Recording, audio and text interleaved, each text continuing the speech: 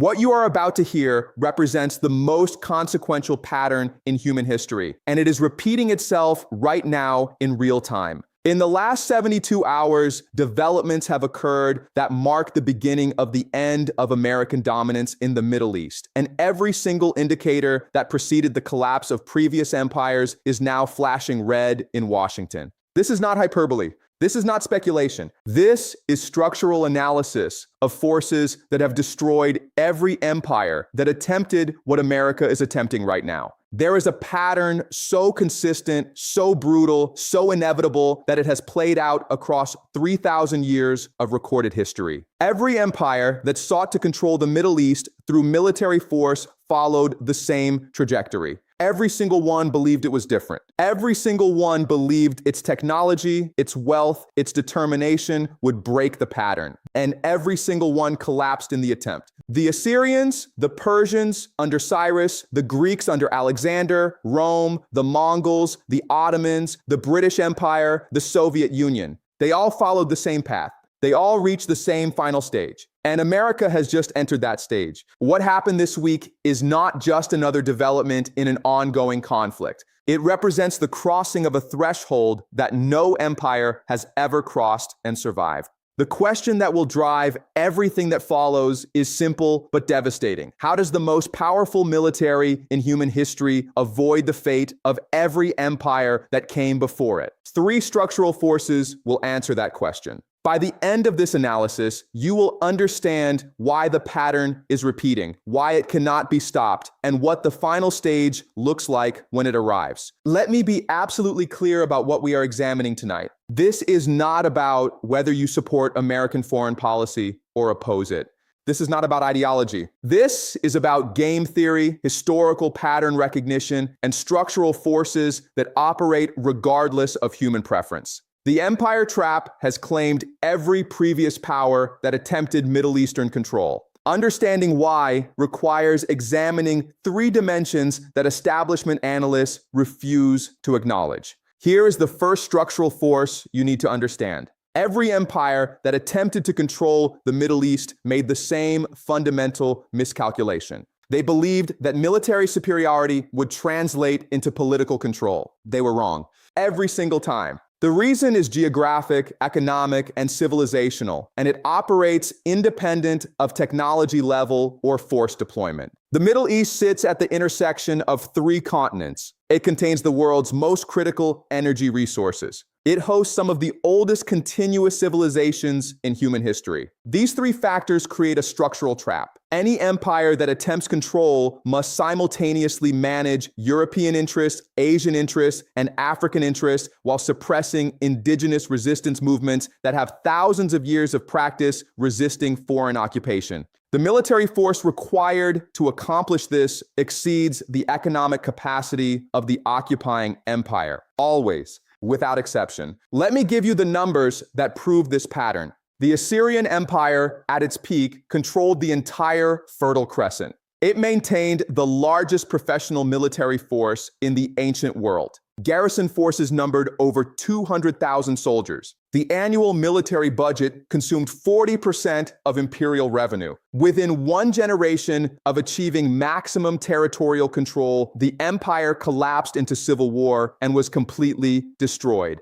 The capital city Nineveh was so thoroughly annihilated that its location was lost for 2,000 years. Alexander the Great conquered the Persian Empire with an army of 40,000 Macedonians. He defeated forces 10 times his size through superior tactics and technology. He controlled territory from Greece to India. He died at 32 years old, and his empire immediately fragmented into warring factions. Within 20 years of his death, the entire structure had collapsed. The dynasty that inherited Persia, the Seleucids, spent the next 2 centuries slowly losing territory until nothing remained. Rome fought Parthia and later Persia for over 300 years. Rome possessed the most advanced military technology in the ancient world, the largest professional army ever assembled, and economic resources that dwarfed its adversaries. Rome never achieved lasting control of Mesopotamia. Every conquest was temporary. Every garrison was eventually withdrawn or destroyed. The eastern frontier consumed increasingly large percentages of imperial military capacity. By the 4th century, maintaining the Persian frontier required half of Rome's total military force. Rome fell. Persia survived. The pattern repeats because the structural forces remain constant. The cost of occupation exceeds the value extracted.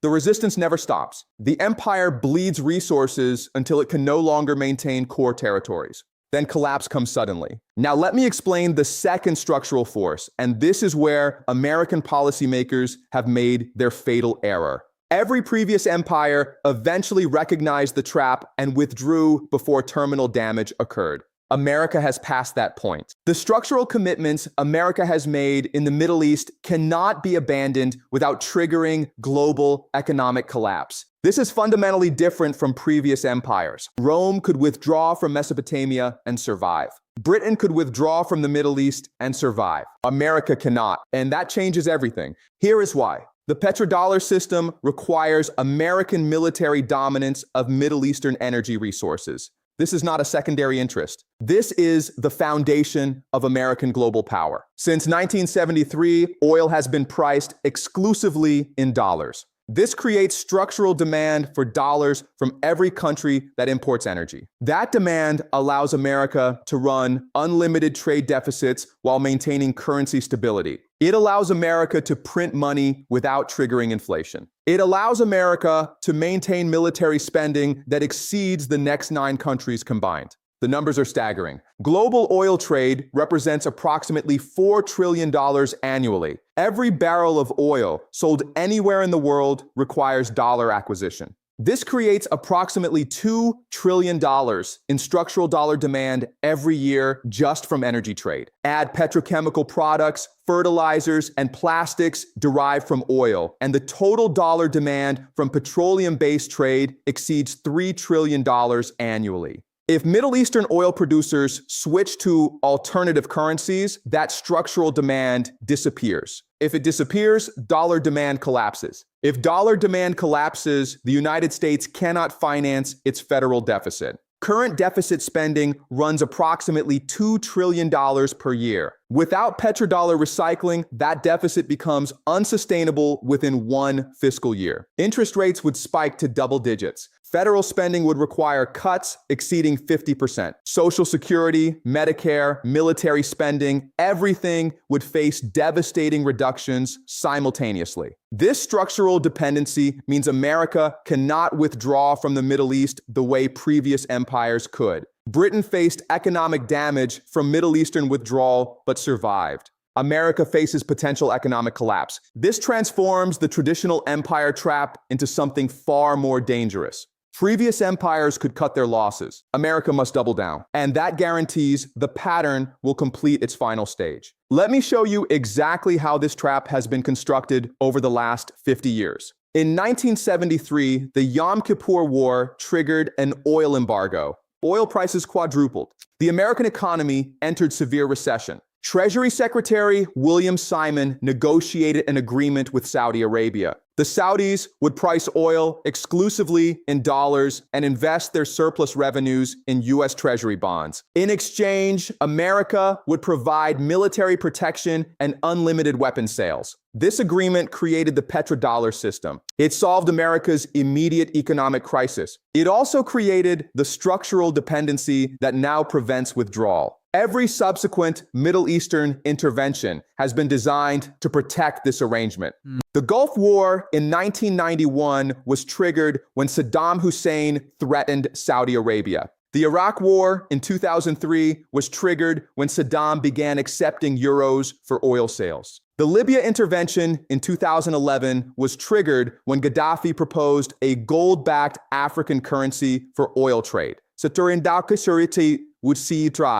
The pattern is consistent. Any threat to dollar-denominated oil trade triggers American military intervention. This is not conspiracy theory. This is documented policy. The interventions are not about democracy or human rights or weapons of mass destruction. Those are justifications for domestic consumption. The actual motivation is protecting the petrodollar system, because without it, American economic hegemony collapses. Now, here is what happened this week that marks the final stage. Saudi Arabia just announced it will accept yuan for Chinese oil purchases. This represents the first major crack in the petrodollar system since its creation 50 years ago. The Saudis are not abandoning dollars completely. Not yet, but they are creating alternative payment mechanisms. Once those mechanisms exist, other producers will use them. The structural dollar demand will begin declining, and America has no military solution to this problem. Think about what this means in game theory terms. America cannot invade Saudi Arabia. Saudi Arabia is the linchpin of the petrodollar system. Military action against the Saudis would immediately trigger the exact collapse the intervention would aim to prevent. America cannot sanction Saudi Arabia effectively.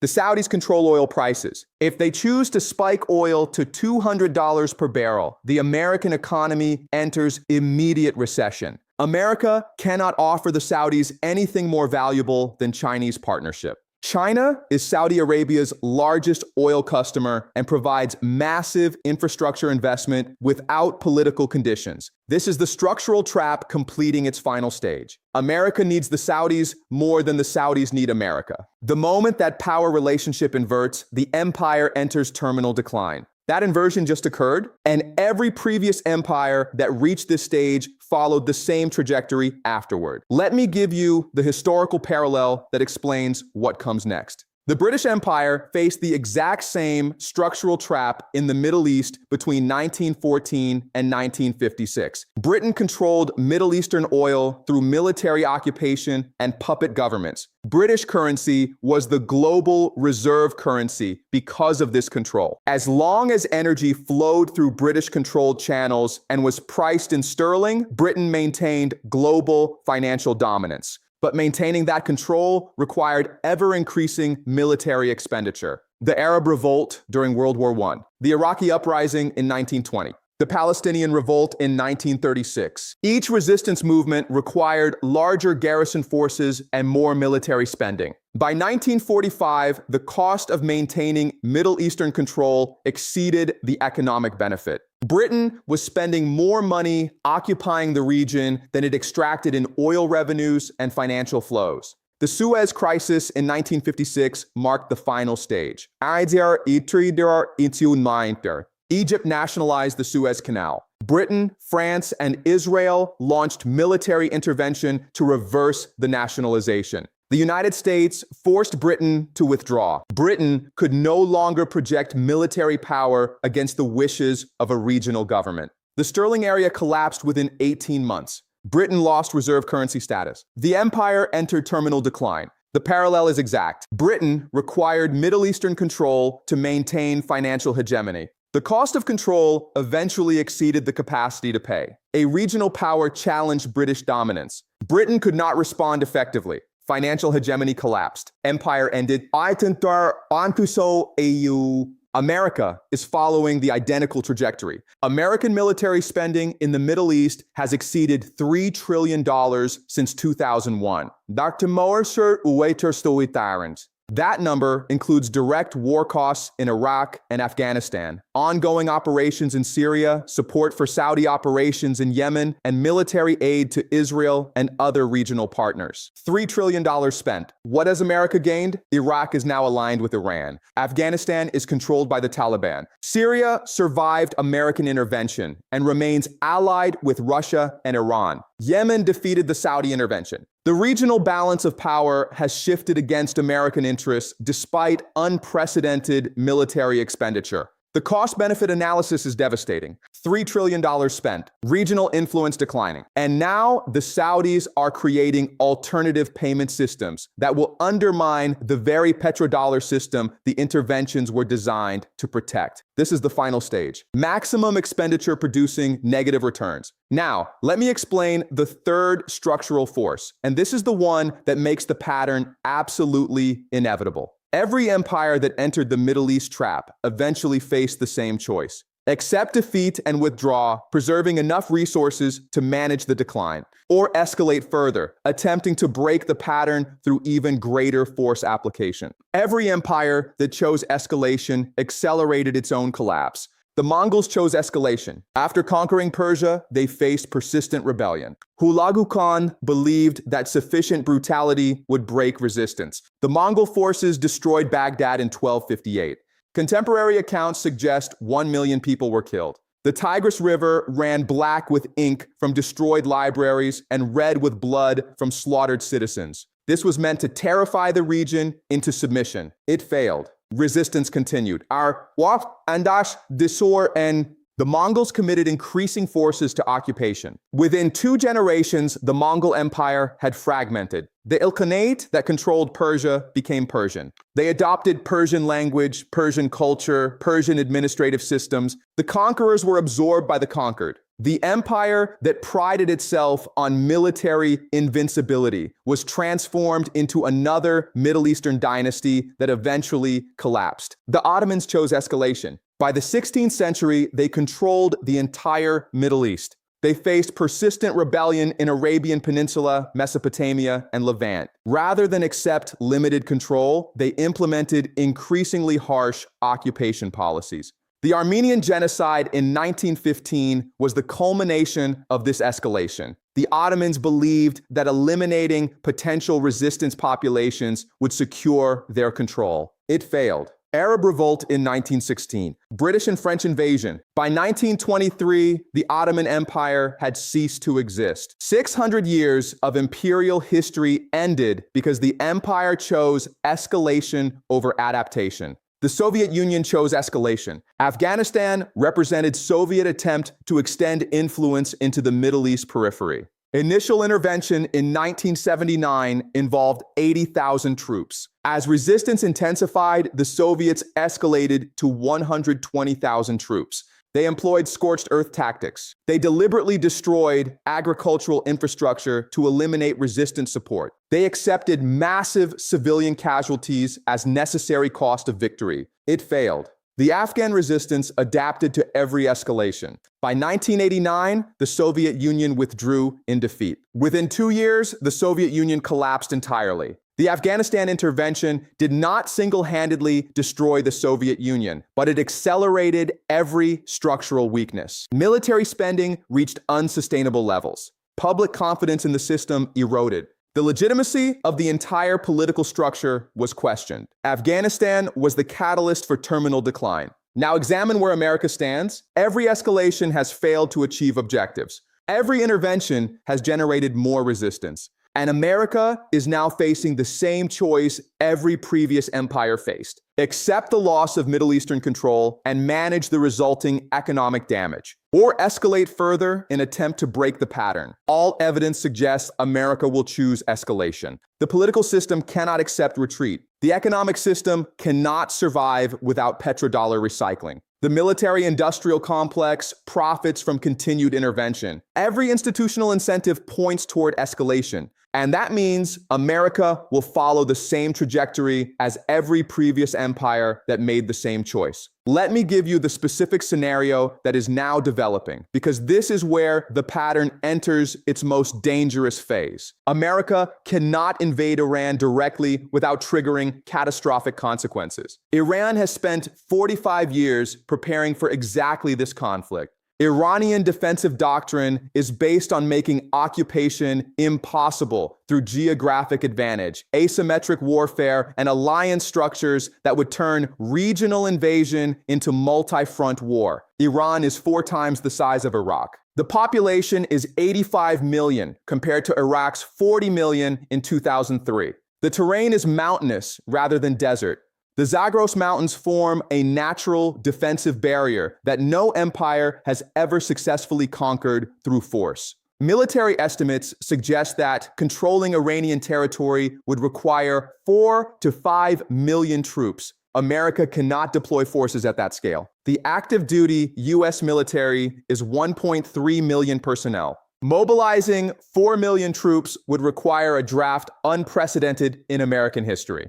But America cannot accept Iranian regional dominance either. Iran now effectively controls Iraq through political influence and militia networks. Iran controls Lebanon through Hezbollah. Iran controls significant Syrian territory through direct presence and proxy forces. Iran supports Houthi forces in Yemen that have demonstrated capability to threaten Saudi oil infrastructure and Red Sea shipping. Iranian influence extends from Mediterranean to Arabian Sea. This creates impossible strategic dilemma. America cannot defeat Iran militarily at acceptable cost. America cannot accept Iranian regional dominance without losing petrodollar system. This is the classic final stage trap. No winning options, or only choice between different forms of defeat. The historical pattern says America will attempt limited escalation. Not full invasion, but expanded airstrikes, special operations, support for proxy forces, and economic warfare designed to trigger Iranian collapse without direct occupation. This is exactly what every previous empire attempted in the final stage. It has never worked. It will not work now. Here is why. Limited escalation plays to Iranian strengths. Iran has optimized its entire defense structure for exactly this scenario. Dispersed missile forces that cannot be destroyed by airstrikes. Proxy networks that operate independently of central command. Economic structures designed to survive sanctions. Political legitimacy based on resistance to foreign pressure rather than economic performance. Limited escalation will produce exactly one outcome. It will demonstrate American inability to achieve objectives through military force. That demonstration will accelerate the global move away from dollar-denominated trade. Other regional powers will recognize that America cannot enforce its preferences militarily. The petrodollar system will unravel faster than it would have through gradual Saudi diversification. This is the final stage. The empire recognizes it is trapped. It cannot retreat without economic collapse. It cannot escalate effectively. So it attempts limited action that fails to achieve objectives while accelerating the underlying decline. Every empire that reached this stage collapsed within one generation. Let me give you the timeline prediction based on structural analysis. The Saudi decision to accept yuan for oil sales will expand to other currencies within 24 months. By 2027, multiple Middle Eastern producers will be accepting non-dollar payment for significant percentages of their oil exports. The structural dollar demand from energy trade will have declined by 20 to 30%. This decline will force Federal Reserve response. Interest rates will need to rise to maintain dollar demand through financial returns rather than structural trade requirements. Higher interest rates will trigger recession in the American economy. Federal deficit will become increasingly difficult to finance.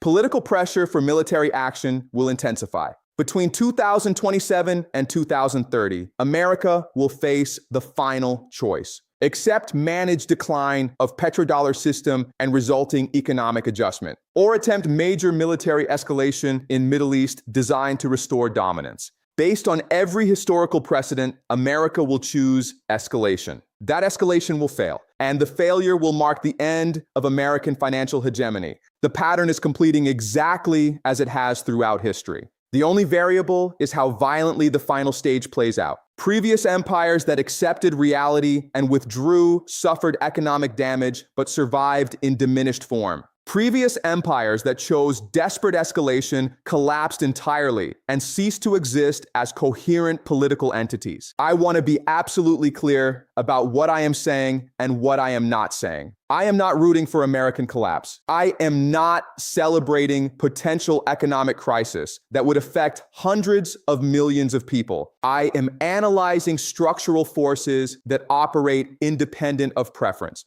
The empire trap has claimed every previous power that entered it. Understanding why that pattern repeats is essential for comprehending what happens next. The framework we have applied tonight is predictive history using game theory and structural analysis. We examined the geographic trap that makes Middle Eastern control economically impossible to sustain. We analyzed the petrodollar dependency that prevents American withdrawal. We documented the historical pattern where final stage empires choose escalation and accelerate their own collapse. and we projected the timeline for how this pattern will complete over the next 3 to 7 years. This framework is falsifiable. If Saudi Arabia reverses its currency diversification, the timeline extends. If America develops alternative sources of structural dollar demand that replace petrodollar recycling, the trap may be avoided. If regional resistance movements collapse, the occupation cost equation changes. I am not claiming certainty about specific events.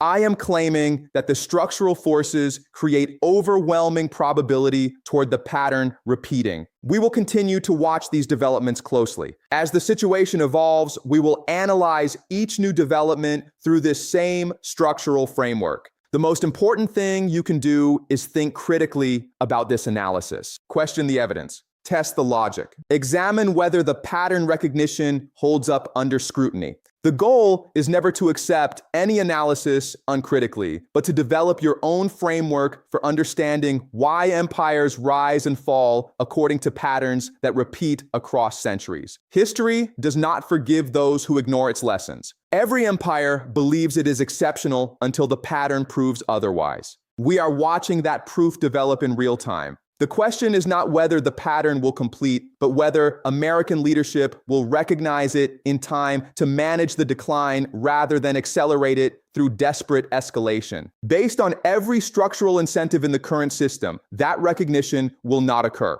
And that means we are watching the final stage of American dominance in the Middle East play out exactly as it has for every empire that came before. The pattern has repeated for 3,000 years. It is repeating now, and by understanding these forces, you are no longer a passive observer of current events, but someone who recognizes the deeper structural dynamics that will shape the next decade of global history. That understanding is the most valuable thing any analysis can provide.